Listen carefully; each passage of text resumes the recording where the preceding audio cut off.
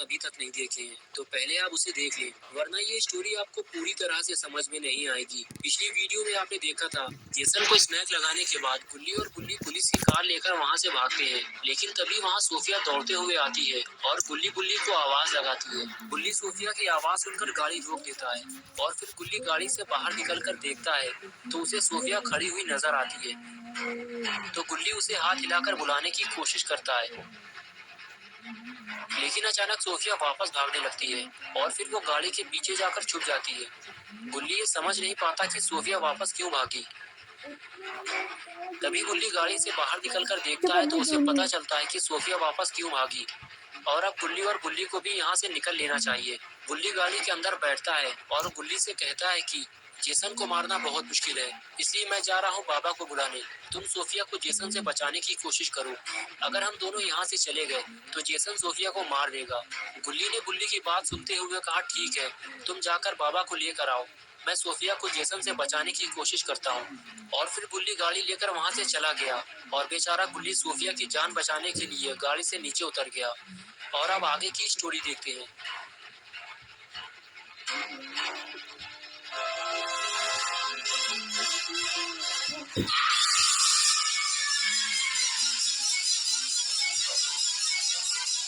Jason जैसे ही गुल्ली की तरफ पलटा, गुल्ली छुपने की कोशिश करने लगा, लेकिन जेसन ने उसे देख लिया है और वो तलवार लेकर सीधे गुल्ली की तरफ आगे बढ़ता है। गुल्ली जेसन को अपनी तरफ आता देखकर फौरन वहां से भागता है और पहाड़ियों के ऊपर चढ़ने की कोशिश करता है। गुल्ली जेसन को सोफिया से दूर ले जाना चाहता है, इसलिए वो ऊपर की तरफ भागता है। उसे लगता है कि जेसन भी उसके पीछे पीछे आएगा, लेकिन जेसन ऐसा नहीं करता। वो गुल्ली को छोड़कर सोफिया की तरफ मुड़ता है। सोफिया जब देखती है कि जेसन ने उसको देख लिया है तो वो अंदर की तरफ भागती है, लेकिन जेसन भी उसके पीछे जाने लगता है।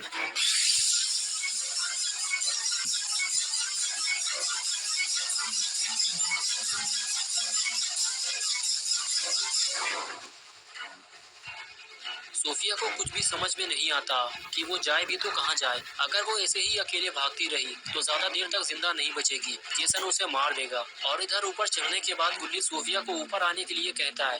वो कहता है कि सोफिया तुम भी ऊपर आ जाओ, वरना जेसन तुम्हें मार देगा और मैं भी कुछ नहीं कर पाऊंगा। सोफिया गुल्ली की पूरी बात तो नहीं सुन पाती, लेकिन वो गुल्ली का इशारा समझ चुकी है कि वो उसे ऊपर बुला रहा है। लेकिन सोफिया डरी हुई भी है, उसे लग रहा है कि जेसन उसे पकड़ न ले। लेकिन जब उसे लगा कि जेसन वहां नहीं है तो वो सीधे गुल्ली की तरफ भागी।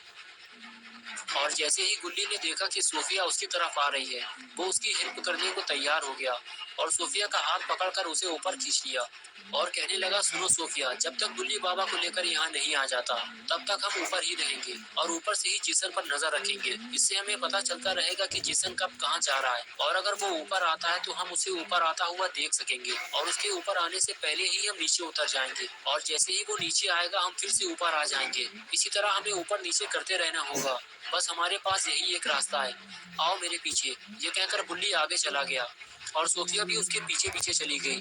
अब जब गुल्ली और सोफिया ने नीचे झांककर जेसन को देखा तो एक और मुसीबत खड़ी हो गई। जेसन लापता है, लेकिन अभी थोड़ी देर पहले तो वो यही था, अचानक वो कहाँ लापता हो गया और अब ये कैसे पता चलेगा कि जेसन कहाँ छुपा हुआ है। अब गुल्ली और सोफिया को इस बात का डर सता रहा है कि जेसन इन दोनों पर किसी भी वक्त अचानक से हमला कर सकता है। सोफिया कहती थी कुछ देर पहले तो जेसन मेरी ही तरफ आ रहा था। गुल्ली सोफिया से कहता है कि जेसन बहुत चालाक है, वो मौका पाकर कहीं छुप गया है और हम लोगों के लिए खतरा और भी ज्यादा बढ़ गया है, इसलिए हमें जल्दी कहीं छुपना होगा। हम पर कभी भी और कहीं से भी हमला हो सकता है। मुझे लगता है कि हमें ऊपर ही कहीं छुप जाना चाहिए। अगर तुम्हें भी ऐसा लगता है तो जल्दी आओ मेरे पीछे। और उसके बाद गुल्ली और सोफिया दोनों अंदर की तरफ भागते हैं और वहीं कहीं पे छुपने की जगह ढूंढने लगते हैं और कुछ ही देर में उन्हें एक ऐसी जगह मिल जाती है जहां वो बैठकर टाइम पास कर सकते हैं और जेसन को भी आते जाते देख सकते हैं। लेकिन फिर भी गुल्ली और सोफिया डरे और घबराए हुए हैं। और फिर अचानक सोफिया ने इशारा करते हुए गुल्ली को कुछ दिखाया और कहने लगी कि मुझे ऐसा लगता है कि वहां पे कोई आया है, तुम जरा ध्यान से देखो, मुझे ऐसा लग रहा है कि वो जेसन है। गुल्ली धीरे धीरे छुपते छुपाते हुए पास जाकर देखता है कि कौन है वहाँ पे, और फिर गुल्ली कुछ ऐसा देखता है जिसकी उसे उम्मीद नहीं थी।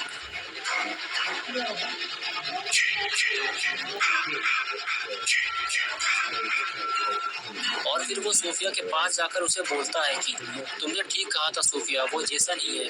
वो छुपकर हमें देख रहा था। इससे पहले कि वो हमारे पास आए हमें जल्दी नीचे उतरना चाहिए। ये कहकर गुल्ली और सोफिया दोनों वहां से फरार हो जाती है, लेकिन दोनों को नीचे जाते हुए जेसन ने देख लिया है।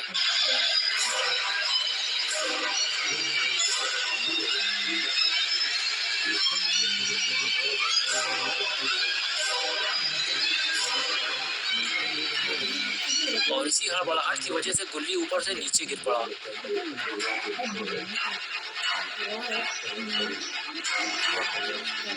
लेकिन अच्छी बात तो ये है कि गुल्ली को ज्यादा चोट नहीं आई और सोफिया ने जब गुल्ली को उठाया तो वो उठकर खड़ा हो गया और फिर दोनों जेसन से अपनी जान बचाकर वहां से भाग खड़े हुए। Don't stop, Jason. They deserve to die. Make them suffer like we did. और इधर अपना गुल्ली बस गाड़ी लेकर बाबा के पास पहुंचने ही वाला है। अगर बाबा घर पे मौजूद हुए तो वो गुल्ली और सोफिया की मदद करने जरूर आएंगे, लेकिन अगर बाबा नहीं मिले तो गुल्ली को खाली हाथ वापस लौटना पड़ेगा और फिर जैसे इनका क्या हाल करेगा पता नहीं। गुल्ली गाड़ी से बाहर जाकर देखता है तो बाबा उसे एक्सरसाइज करते हुए दिखाई देते हैं। वैसे भी अभी सुबह के 4 बजने वाले हैं और बाबा सुबह 4 बजे से पहले ही उठ जाते हैं और उनकी पहलवानी चालू हो जाती है। गुल्ली को ये देखकर बहुत राहत मिलती है कि बाबा घर पे मौजूद है। गुल्ली को देखते ही बाबा बोले, क्या बात है गुल्ली, आज सुबह सुबह तुम भी पहलवानी करने आए हो? गुल्ली बोला, मैं पहलवानी करने नहीं आया, मेरी स्कूटर का पेट्रोल खत्म हो गया था तो मैं और गुल्ली जल्दी घर पहुंचने के चक्कर में एक गलत रास्ते पे चले गए थे। वो पूरा एरिया जेसन का था और वो एक खूनी है और न जाने वो कितने लोगों को हमारे सामने मार चुका है।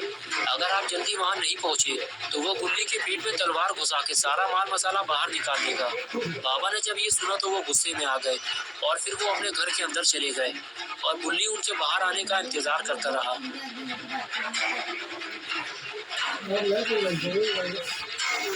और फिर वो बाबा के बाहर आते ही मुस्कुराने लगा क्योंकि बाबा अपना जादुई हैमर साथ ले आए थे और अब ये हैमर इस्तेमाल होगा जेसन के ऊपर। और फिर बाबा गुल्ली के साथ गाड़ी की तरफ चल दिए। आगे बढ़ते हुए बाबा गाड़ी के ऊपर चढ़ गए और गुल्ली गाड़ी में बैठ गया और फिर गुल्ली बाबा को लेकर गुल्ली और सोफिया को बचाने चल दिया।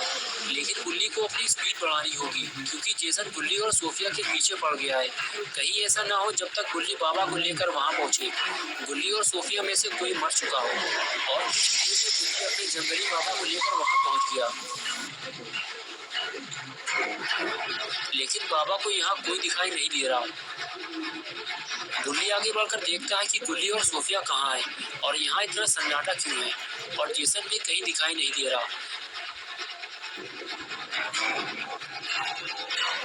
वो रहा जेसन, वो है खूनी जेसन, ऐसा गुल्ली बाबा को हाथ दिखाते हुए बोला और कहने लगा, जरूर उस घर में गुल्ली और सोफिया मौजूद है।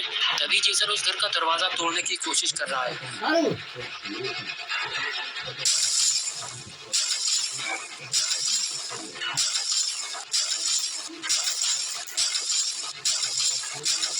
और फिर गुल्ली जेसन के पास जाकर कहता है कि जेसन, तुम्हारी मौत का वक्त आ गया है, तैयार हो जाओ मरने के लिए।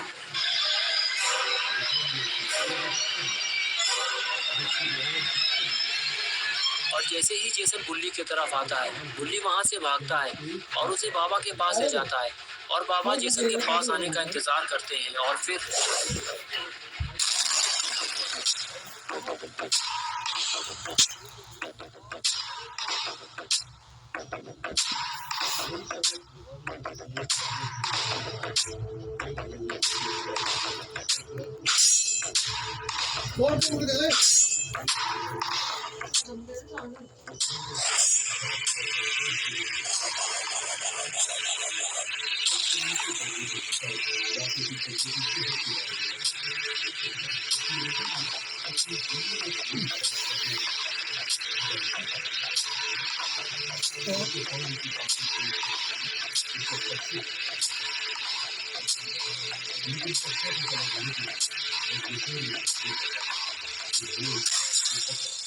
Jason, my boy, do you know what your gift is?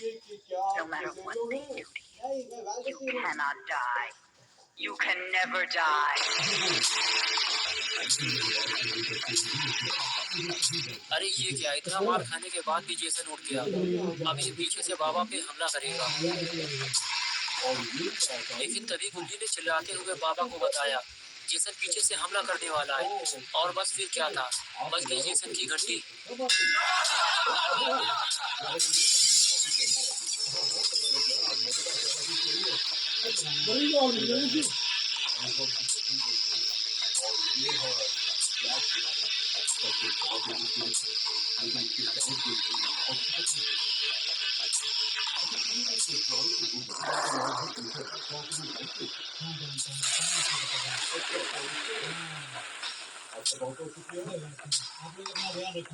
दोस्तों, अगर आपको ये वीडियो पसंद आई है और आप गुल्ली और बुल्ली की नई वीडियोस देखना चाहते हैं तो इस वीडियो को लाइक करें, चैनल को सब्सक्राइब करना और बेल आइकन दबाना ना भूलें।